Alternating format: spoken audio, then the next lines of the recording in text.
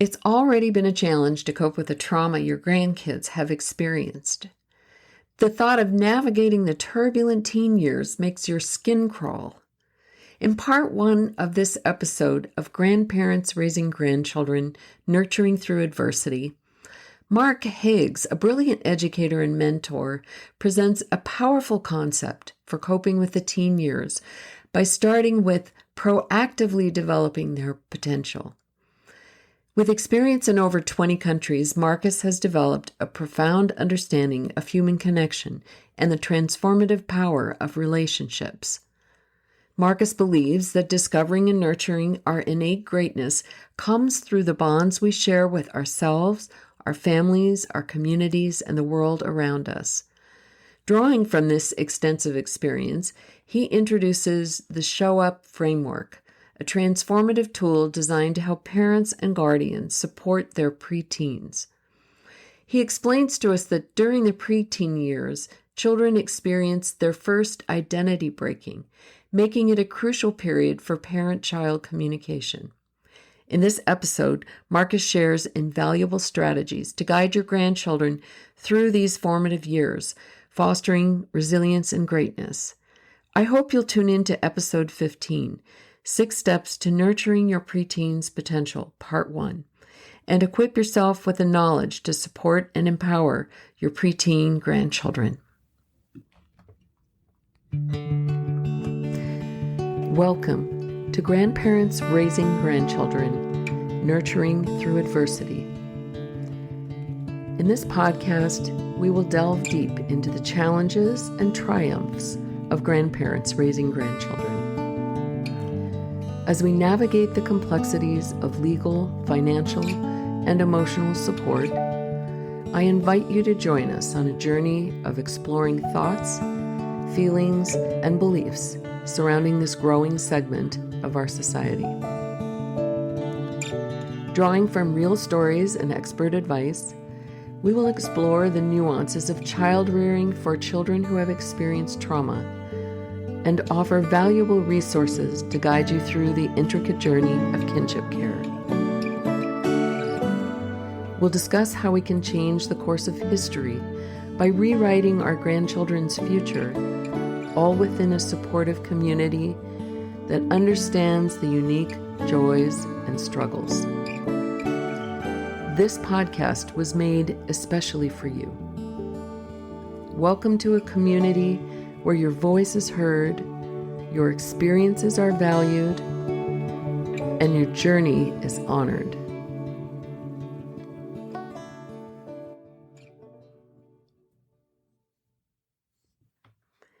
Now that I've gotten a handle on how to manage these children, I just get tense thinking, what am I going to do when they become teens? How can we handle this? We'll be 72 by the time our oldest grandchild turns 13 and 75 when the youngest does. Panic is the word that comes to my mind. But after my conversation with Marcus Higgs, the panic light went off, and I saw an opportunity I really hadn't seen before. So I hope you will too after listening to this 2-part series. As an educator to young people, how is it that you came to work, especially with preteens around the world? The first thing that came to mind after hearing that, and this is totally honest, it was I love people. I was an educator in the classroom, and I would have parent-teacher conferences, and I would hear some of the ordeals that the parents are going through. And I'm skilled or trained to bring forth what's inside the child. That's how I always looked at it as an educator. You create the context for learning to take place. It's not anything you're pushing into the kid, but rather trusting that there's beauty inside and letting it come forth. Now, that said, I felt I was being limited in the classroom, quite honestly, with the number of kids, with expectations, being able to focus on the needs of this child, which is why I'm a big proponent of alternative education. You mentioned homeschools or micro schools. When I'm a high school English language arts teacher, and one time coming out of the classroom, I told my chairperson, you know what? English feels like therapy sometimes. And he told me, he said, that's why we call it the humanities, Marcus. We're teaching them how to be human. And that's the truth. We're teaching them how to be human. And there's going to be more space for this as the advent of AI comes. And I want to equip parents and grandparents and caregivers and people who are inside the kids' lives of, hey, this is how we're human. That drove me to, teens, but then I looked at preteens because that's the first identity breaking. Where could I have the most impact? If you get them at this first identity breaking, and I can explain what an identity breaking is, but if you get them there in these formative years, you set an outlook on life for the rest of their life, or it's possible to. That's where you have the most influence to do this. And you're talking about the years of what to what? Everybody develops at different ages, right? But they say adolescence, when I say they, speaking of Dan Siegel, Lisa Dumont, and Ellen Galansky, just the experts say adolescence starts around 10 and it ends around early 20s, right? So the first time you're going to be experiencing this is from 10 to 14, around that age. Okay. There's certain things that happen in that pocket of time that you can expect and that you can start laying the groundwork for other things that are going to develop. You came up with this framework, Show Up. Yes. That you use. Explain the acronym and what it stands for and how that works. Before we get into the solution, let's look at the problem or why we need the Show Up framework, right? Right. Why do so many parents struggle with teens? When a kid is born and they come into this world, they're dependent, right? They're looking to you to survive. They're looking to you for life. And maternal energy pulls them close. It says, you're safe, you're secure, you're loved, and I'm nurturing you, right? I say maternal energy, and then paternal energy at their teenage years or adolescence, the beginning of adolescence, pushes them away. And it says, you're safe, you're secure, you're seen, you're soothed. And in that pushing away, this is a natural part of human development. It's, hey, you need to be independent. You need to figure this out on your own, and I'm supporting you, right? So when you have a healthy attachment, they know they can come back. But then it's also, hey, you need to try this on your own. Now, independence is not the final form. It's interdependence. That's what a mature adult is. It's saying, I will take care of me to be in service to you if you take care of you to be in service to me. And that's a holistic family unit. But then in this pulling and pushing, where that tension is, that creates a holistic person. Now, in that pushing away, three things happen. I call it ice. There's an identity breaking. This kid is feeling like, okay, I'm a child. And then it's like, oh no, I'm not a child. I'm an adult? Like, what is an adult? Like, there are all these expectations and it's just like, oh my goodness, who am I? What am I getting myself into? And that's when there's like the flood of thoughts just start coming. Identity breaking. That's what I called it, yeah. And actually, at each stage of life is always an identity breaking. Life is continually asking, who are you? And you're answering, I am, right? Then after I is C, collaborative trust. This child has seen black and white since growing up 0 to, let's say, 10. And what you've been telling them is gospel, meaning the truth, or, it's your worldview. When they start to get exposed to other worldviews, or right now the internet, but other peers and other adults in their life, they're like, oh, well, what mom and dad told me is not necessarily the truth. Can I trust them? And that's where skepticism starts. They haven't figured out nuance yet. That comes around 18. But skepticism is, I don't know who to trust. And that's why they turn away from us. And actually, they feel judged sometimes if there's contention. So it's just like, okay, let me find other trustworthy people, trustworthy adults or peers inside my life.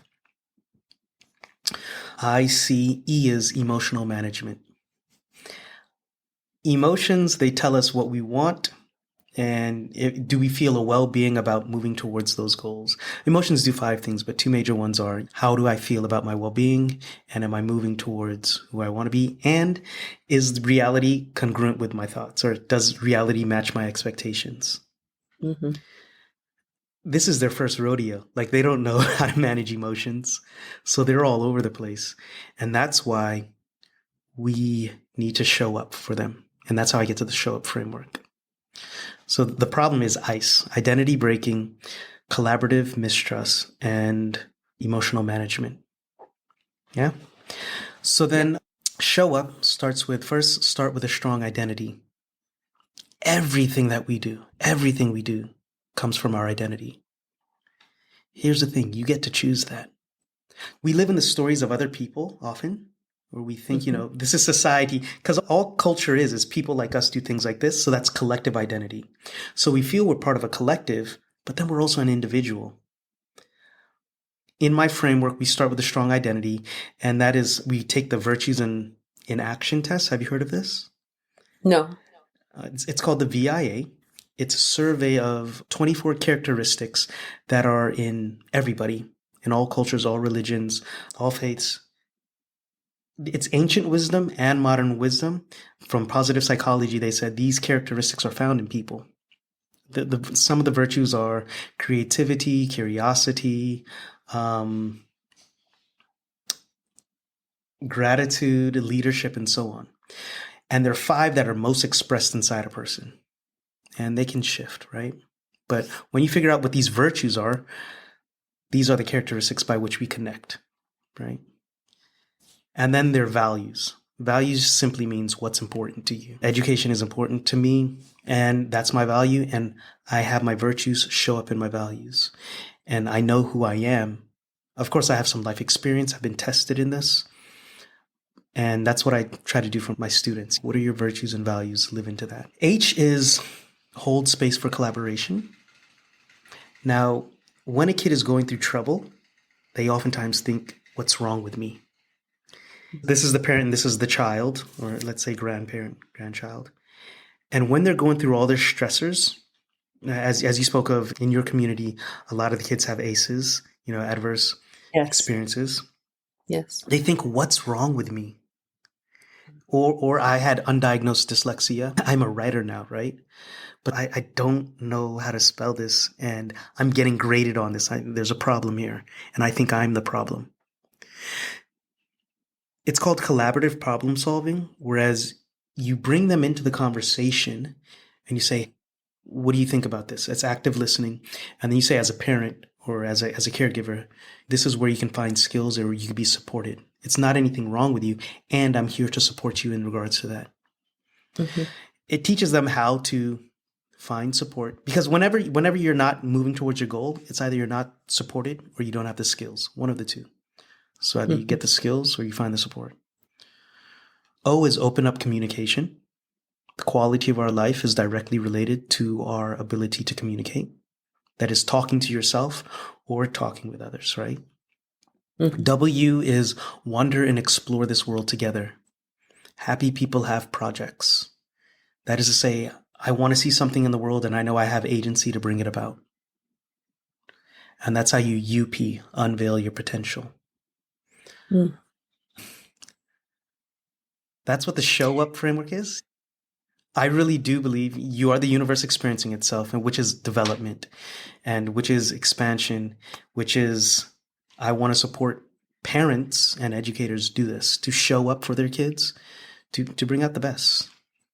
When you have children, and I'm sure you experience children in the classroom that have been through trauma, or they have families that are broken, how do you get them undoing what's been done?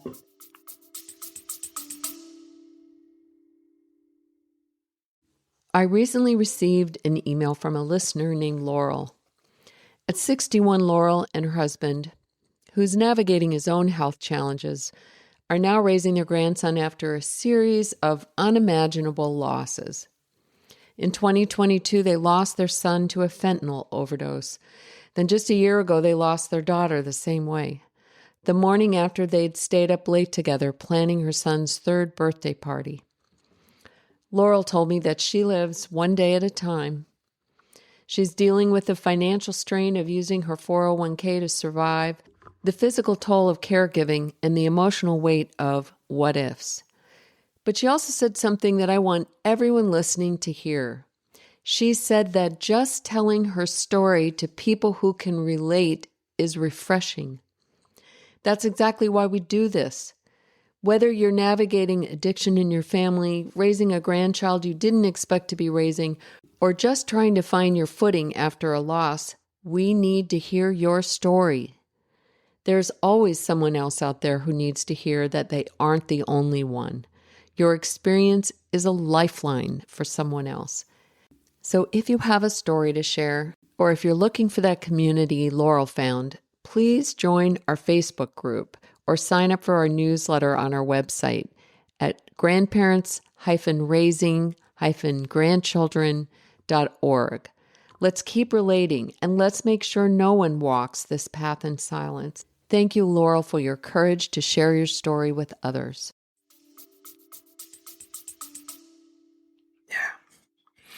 Yeah. Beautiful question. The quote that came to mind was Carl Jung. It says, "I'm not what happened to me. I'm what I choose to become." Oh, man. I say, oh, man, because we are the stories we tell ourselves. When I was in Spain, I was teaching an English class, and it was, I think, 6th grade, 6th or 7th. And we would stream the students, meaning there's a high achievers, mid, and then low achievers. They were C. Mm-hmm. And I asked this kid, why are you showing up like this? And he said, I'm a C grade student anyways. It doesn't matter. And he wouldn't make an effort just because this label was on him. In the same school, we did some volunteer work with truant kids who weren't going to school, and they had to go to a special school. And I remember I wanted to volunteer, and the principal said, you don't want to help them. Those are the bad kids. Right? And that's exactly how I felt too. And I was just like, kids move towards our expectations.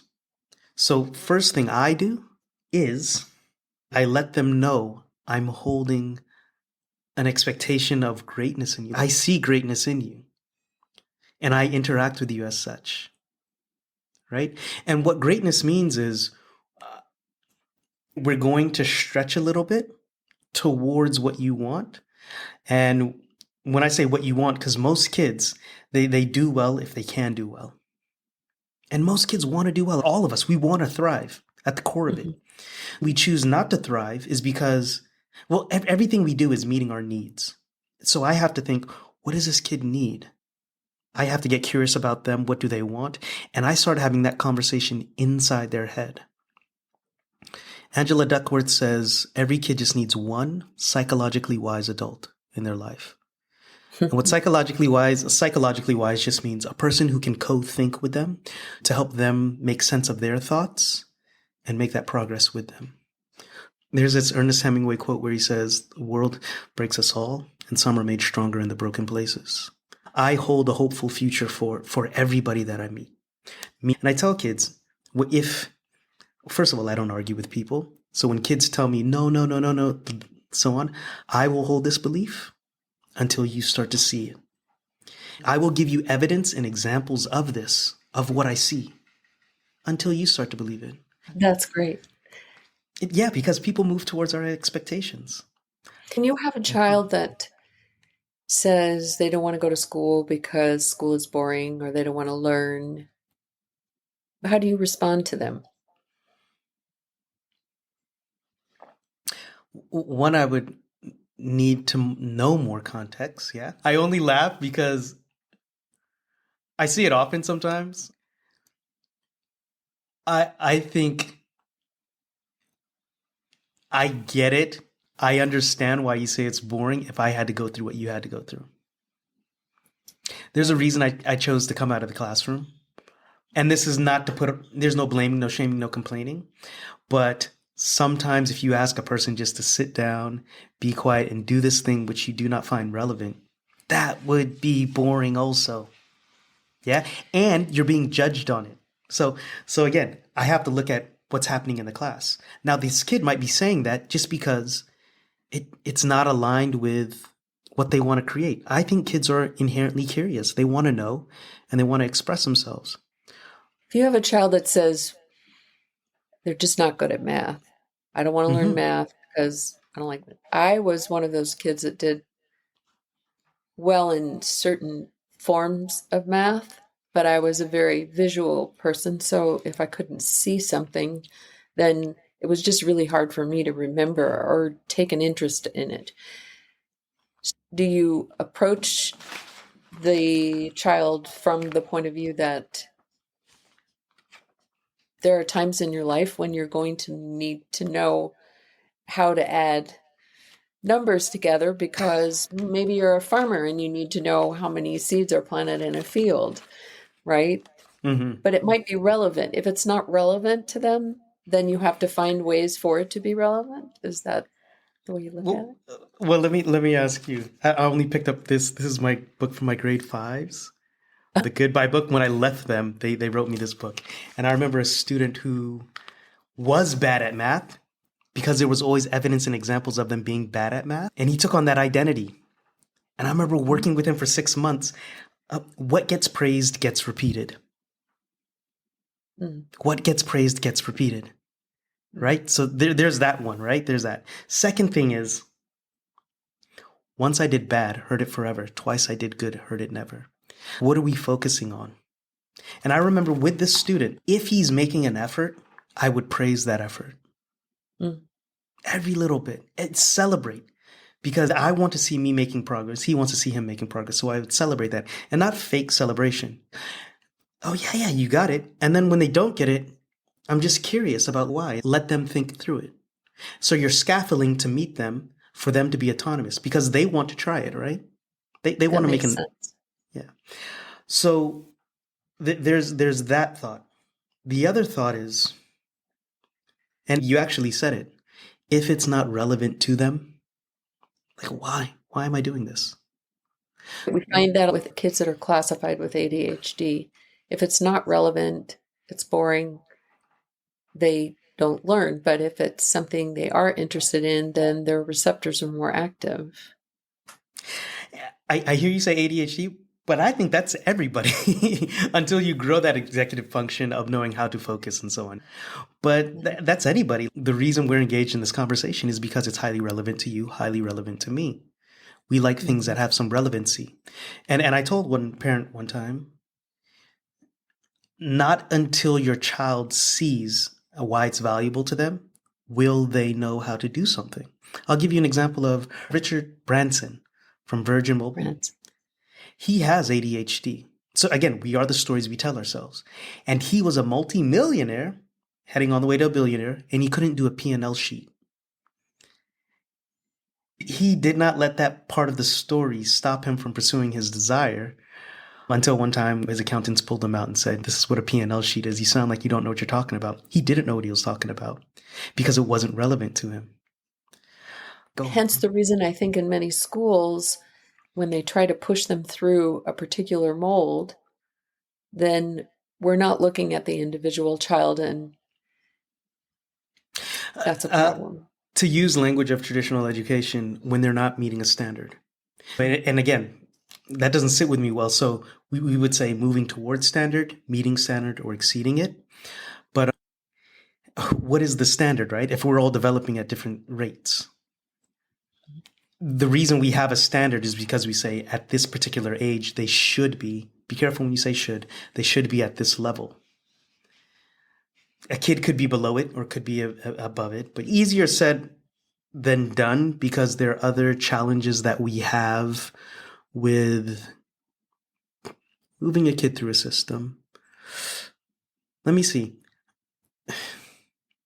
First of all, I have to acknowledge that the kid does not like something. There's a reason the kid does not like it. And you know what? They may be saying that I don't like school. It may be academics. It may be social. It may be that they're not skilled in handling that emotion there. So you have to be curious to go through these different reasonings. And then after I figure out what the reason is, I would invite the kid, again, to do collaborative problem solving, to ask them, what are your thoughts about it? And then I would give them my thoughts about it, setting limitations, expectations, and so on. And then we agree on a solution that we're going to try. We agree on something that, let's try this. And then if it doesn't work, we'll try something else. This was such a meaty conversation with Marcus Higgs. And I hated to stop it here, but I broke it up into 2 episodes because we're going to get into a whole nother ballgame next week. Does your teen hate school? And if you say black, do they say white? According to Marcus, that's normal. When do you need to be worried, though? As preteens become more influenced by their peers, how can parents encourage them to make wise choices and resist negative peer pressure? I hope you'll tune in next week as we listen to part 2 of Unlocking Your Teen's Potential. Thanks so much for joining us today for another episode of Grandparents Raising Grandchildren, Nurturing Through Adversity. I encourage you to share your challenges and your successes with us. Your story is undoubtedly one someone else needs to hear. You can submit your stories to the links provided in the podcast information. Your contributions will enrich upcoming conversations, creating a more supportive community in which we can learn and grow together.